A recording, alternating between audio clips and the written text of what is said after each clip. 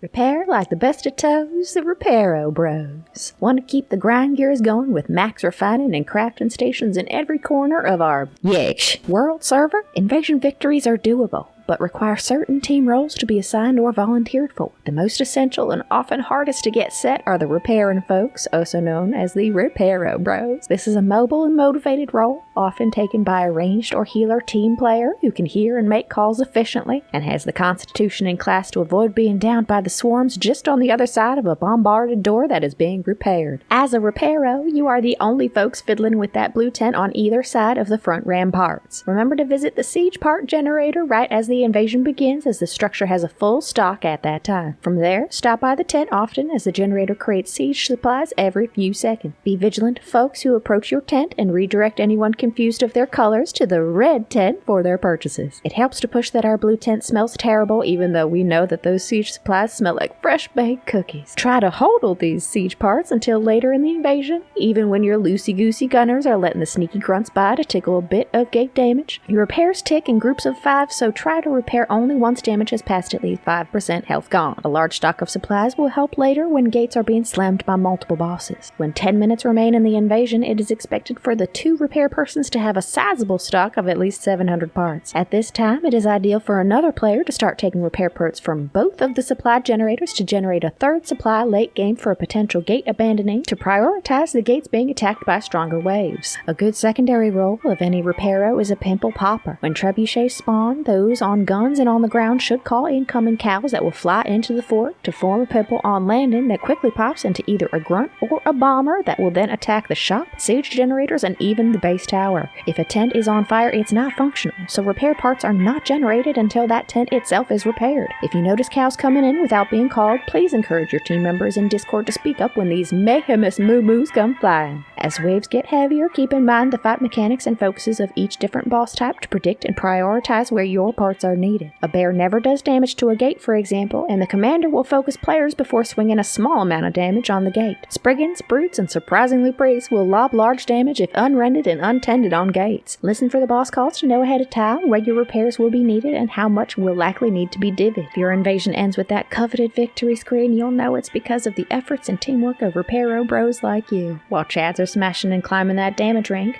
known Repairow bros will be those most desired in the next invasion due to their topping of the much more important teamwork rank. I'm a tree. Thanks for checking out these tips and doing your best to make Yaxche a land of no invasion losses and kept town board upgrades. The stronger all our roots, the stronger all our branches.